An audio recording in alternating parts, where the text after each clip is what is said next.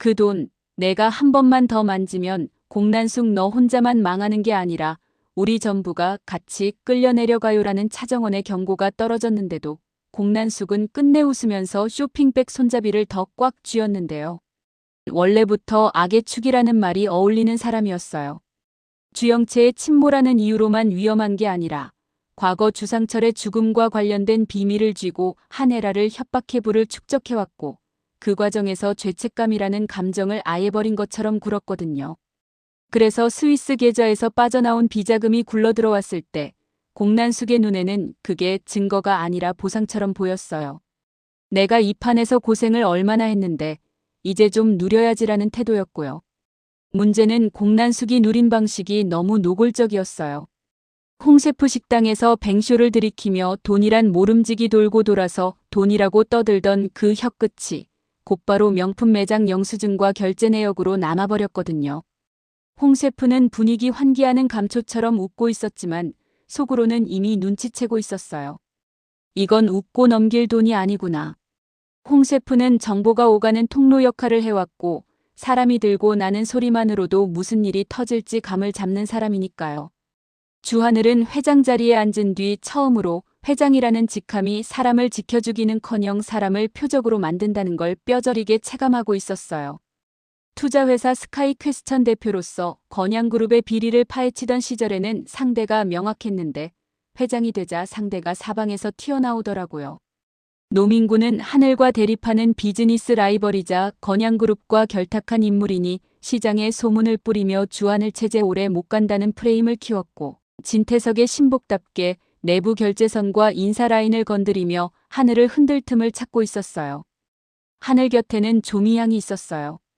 조미향은 주상철 사건의 전말을 일부 알고 있고 하늘을 돕는 조력자라서 공난숙이 돈을 쓴 흔적이 남는 순간부터 표정이 굳어졌는데요.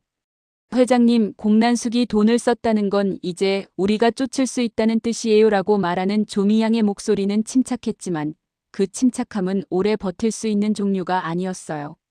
진실이 가까워질수록 누군가는 더 피를 보게 되니까요. 차정원은 그 말을 듣는 순간 마음이 뒤집혔어요. 정원은 과거 천재적인 디자인 감각이 있었어도 양부 차기범이 살인 누명을 쓰고 감옥에 가면서 꿈이 꺾였고 친엄마 한혜라에게 버림받은 트라우마를 안고 살아왔잖아요. 정원은 주영채에게 디자인을 도용당하고 무시당한 뒤로 정직한 삶이 자신을 지켜주지 않는다는 걸 깨닫고 결국 주영채의 신분을 가로채 건양그룹 며느리가 되는 길까지 걸어왔고요. 정원에게 리플리 증후군은 병이 아니라 무기였는데 지금은 그 무기가 너무 커져서 정원 자신도 가끔 두려워졌어요. 내가 진태석이나 공난숙처럼 되면 어떡하지? 나 같은 생각이 밤마다 고개를 들었거든요. 게다가 정원은 주하늘에게 이미 말해버린 적이 있었어요. 내가 당신 등에 칼을 꽂을 수도 있어. 그 말이 사랑의 반대말이 아니라 사랑에 비틀린 형태라는 게 더 잔인했는데요. 하늘을 지키고 차기범의 억울함을 풀기 위해 힘을 가져야 한다는 믿음이 언젠가 하늘을 끌어내릴 선택으로 이어질 수 있다는 걸 정원도 알고 있었어요. 그래서 공난숙이 스위스 계좌 돈을 훔쳐와서 쇼핑을 즐긴다는 소식은 정원에게 묘한 불쾌감과 묘한 안도감을 동시에 줬어요. 불쾌한 건 저 인간은 왜 저렇게 천박하게 굴지었고 안도감은 저렇게 흔적을 남겨주면 잡을 수 있다였어요. 스스로도 그 안도감이 무서웠어요. 복수의 감각이 너무 익숙해져 버렸거든요. 한혜라는 이 소식을 듣자마자 공난숙을 먼저 떠올렸어요. 한혜라는 건양그룹 부회장으로 과거 빈곤한 한영순을 지우기 위해 친딸 차정원을 유기했던 냉혈한이지만 동시에 공난숙에게 약점을 잡혀 협박당해온 사람이라서 공난숙이라는 이름만 들어도 속이 먼저 타들어가요. 한혜라는 윤비서를 불러 결제 흐름과 외부 로비 흔적을 확인하게 했는데요. 윤비서는 한혜라와 진세훈을 보좌하는 비서답게 자료를 모아오면서도 손끝이 떨렸어요. 윤비서는 자신이 지금 비서가 아니라 공범으로 엮일 수도 있다는 걸 직감하고 있었거든요. 진세훈은 그 와중에도 흔들리고 있었어요. 세훈은 정원의 가짜 신분에 속아 결혼했지만 정체가 밝혀진 후 배신감의 정원을 몰락시키려는 가해자로 변모했었고 지금은 주영채와 결혼해 있으면서도 사랑과 증오 사이에서 정신이 갈라지는 상태잖아요. 세훈은 공난숙이 스위스 계좌 자금을 건드렸다는 말에 눈이 번쩍했어요. 이제 명분이 생겼다는 표정이었는데요. 하늘을 끌어내릴 명분, 정원을 공격할 명분, 그리고 자신이 다시 권력에 올라설 명분 말이에요. 하지만 세훈은 동시에 불안해졌어요. 공난숙이 사고치면 그 불똥이 영채에게도 튈 테니까요. 세훈은 영채를 이용해왔지만 영채가 완전히 무너지면 자기 발판도 같이 무너지거든요. 주영채는 이미 위태로운 상태였어요. 공난숙의 딸이자 정원의 라이벌로 정원이 자신의 이름을 훔쳐 며느리가 되었을 때부터 분노로 살아왔고 자신의 실수를 남 탓으로 돌리는 소시오패스적 성향으로 폭주하기 쉬운 사람이잖아요. 그런데 공난숙이 돈을 훔쳐왔다는 사실이 공개될 조짐이 보이자 영채는 공포와 분노가 한꺼번에 터졌어요. 영채는 엄마를 원망하면서도 엄마가 무너지면 자기 인생도 끝난다는 걸 알고 있었거든요. 그 모순이 영채를 더 미치게 만들었고요. 이때 공난숙의 몰락을 향한 첫 번째 심리적 클라이맥스가 터졌는데요. 조미향이 외부 결제 자료를 엮어서 노민구의 언론 라인에 먼저 미끼를 던진 거예요. 스위스 비자금 추정 자금이 명품 소비로 세탁됐다는 단서였고 그 단서에는 공난숙이 자랑처럼 내뱉던 매장 동선과 카드 사용 시간이 너무 정확하게 박혀 있었어요. 노민구는 원래 하늘을 압박하는 인물이지만 이런 건 또 놓치지 않아요. 노민구는 이걸로 하늘 체제 흔들 수 있다고 계산했는데 조미향은 그 계산 위에 다시 계산을 얹었어요. 흔들어도 좋아요. 대신 타깃은 공난숙으로 돌릴 수 있어요. 조미향은 하늘을 지키기 위해 더럽게 싸우는 법을 배우고 있었고 그걸 배우는 자신이 싫으면서도 멈추지 않았어요. 차정원은 그 움직임을 알고 마음이 복잡해졌어요. 정원은 한혜라의 숨통을 조이기 위해 들어온 사람인데 지금은 공난숙을 먼저 치게 생겼거든요. 정원은 김성희를 만나 속내를 털어놓았어요.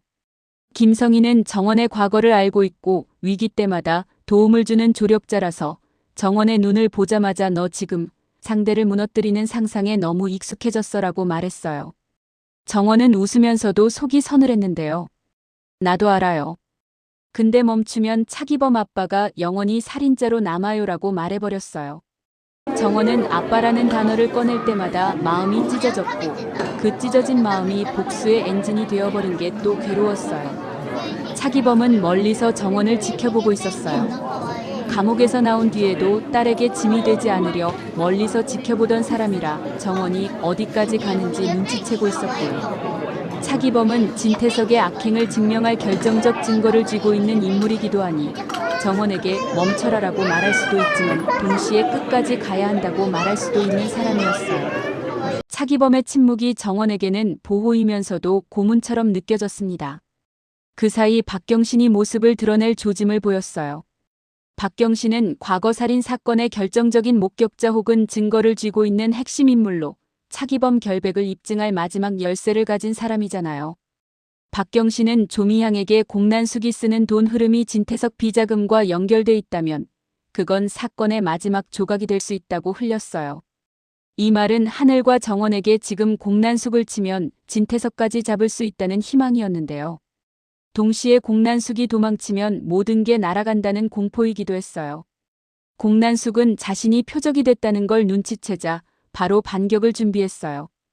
공난숙은 구실장을 불러 정원을 감시하게 했고 안진아에게도 신호를 보냈어요. 안진아는 주영채의 신복이자 사내 스파이니까 공난숙과 영채의 사주를 받아 회사 내부 정보를 흘릴 수 있었어요. 안진아는 정원 디자이너가 회장님 결제 라인까지 건드린다는 소문을 퍼뜨리며 정원을 흔들려고 했고 공난숙은 그 혼란 속에서 자신이 빠져나갈 구멍을 만들려고 했어요. 하지만 공난숙의 가장 큰 실수는 돈을 먹고 나서도 입을 다물지 못한 거였어요.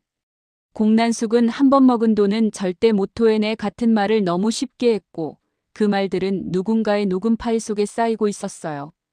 그 녹음은 누가 했냐고요? 의외로 진세미였어요.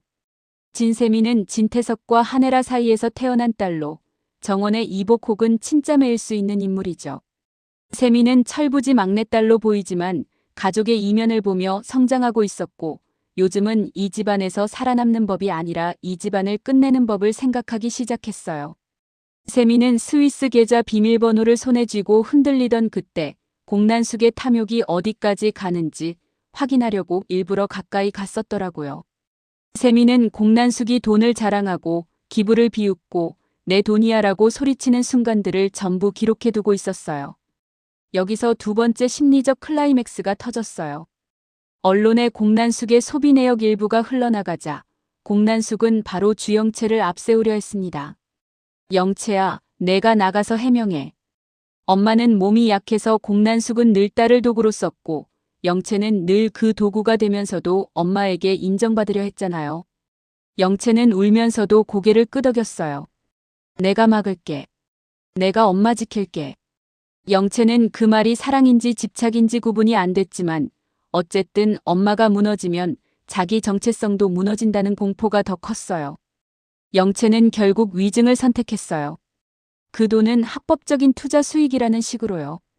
그런데 영채의 위증은 오히려 공난숙을 끝장내는 도화선이 되어버렸어요. 조미향이 확보한 자료와 박경신이 흘린 단서, 그리고 세미가 녹음해둔 공난숙의 자백성 발언이 한꺼번에 맞물리면서 영채의 말이 거짓이라는 게 너무 빠르게 드러났거든요. 하늘은 그걸 보고 숨이 턱 막혔어요. 저 아이는 지금 엄마를 살리려다 같이 죽고 있다. 하늘은 영채를 미워해야 하는데 미워하는 마음만으로는 설명이 안 되는 비극이 눈앞에 있었어요. 정원은 더 복잡했어요. 정원의 숙적이고 정원의 재능을 도용한 사람이고 지금도 정원을 몰아내려 혈안이 되어 있는 사람이잖아요. 그런데 그 영채가 엄마를 지키려고 무너지는 걸 보자 정원은 이상하게 과거의 자신이 떠올랐어요. 나도 누군가를 지키려고 거짓을 선택했었지. 정원은 그 생각이 드는 순간 스스로가 싫어졌어요. 연민이 생기면 칼이 무뎌질까봐 두려웠거든요. 공난숙은 끝까지 인정하지 않았어요. 도둑질 아니야. 반뚝 떼서 내가 가져온 거야. 공난숙은 그렇게 우기면서도 눈빛이 흔들렸어요. 흔들리는 이유는 죄책감이 아니라 빼앗길까봐였어요. 공난숙은 돈을 잃으면 자신이 텅 비어버린다는 걸 아는 사람이었거든요. 그래서 공난숙은 마지막 카드로 한혜라를 찾아갔어요. 혜라야, 나 좀 살려줘. 공난숙은 늘 한혜라를 협박하던 사람이었는데 살려달라는 말을 하는 순간 그 관계가 뒤집혔어요. 한혜라는 공난숙을 내려다보며 속으로 웃고 있었어요. 결국 내가 내 밑으로 내려오는구나. 그런데 한혜라는 동시에 가슴이 철렁했어요. 공난숙이 무너지면 공난숙이 쥔 과거의 비밀이 밖으로 터질 수도 있거든요. 그 비밀에는 한혜라의 한영순 시절, 주상철 사건, 그리고 정원 6기까지 연결될 여지가 있었어요. 한혜라는 공난숙을 구해주면 공범이 되고 버리면 과거가 터질 수 있는 딜레마에 빠졌습니다. 그때 진태석이 움직였어요. 진태석은 겉으로는 중후한 기업가지만 내면은 누구든 희생시킬 괴물이고 정원이 자신의 친딸일 수도 있다는 가능성을 인지하면서도 은폐하려 하며 자식 진세훈까지 장기말로 쓰는 사람이잖아요. 진태석은 황 실장에게 한마디 했어요. 공난숙 정리해.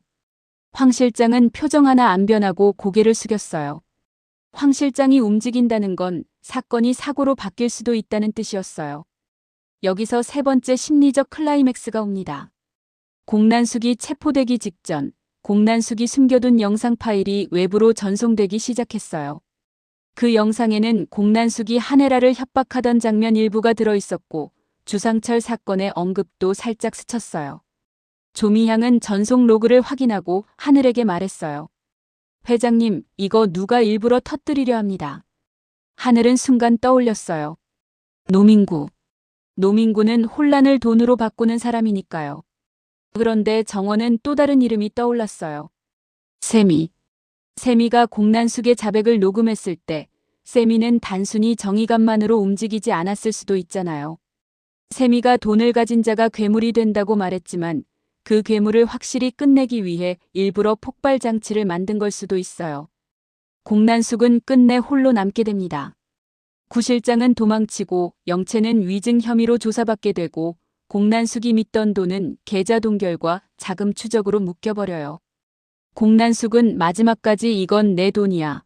내 맘대로 할 거야 라고 소리치는데 그 소리가 너무 공허했어요. 돈은 공난숙을 모이게 했지만 끝에서는 아무도 공난숙 편이 아니었거든요. 공난숙은 영채를 바라보며 울먹였는데요. 엄마가 너만큼은 지켜줄게라고 말하려다 결국 말이 안 나와요. 지킨다는 말이 공난숙에게는 늘 이용하겠다와 같았으니까요. 주하늘은 공난숙 몰락의 파장을 정면으로 맞게 됩니다. 하늘은 회장 체제를 지키기 위해 공난숙을 치는 선택을 했지만 그 선택이 시장에서는 하늘이 내부 권력 싸움에 휘말렸다는 프레임으로 소비돼요. 노민구는 그 틈을 놓치지 않고 하늘을 흔들고 진세훈은 명분이 생겼다며 다시 들고 일어날 준비를 하고 한혜라는 엄마가 지켜줄게라는 말을 누구에게 해야 하는지조차 헷갈리는 얼굴이 됩니다. 정원은 하늘을 바라보며 속으로 생각해요. 내가 더 강해져야 하늘을 지킬 수 있어. 그런데 그 생각이 다시 무서워요. 강해지는 방식이 결국 누군가의 목을 조이는 방식이 될까 봐요.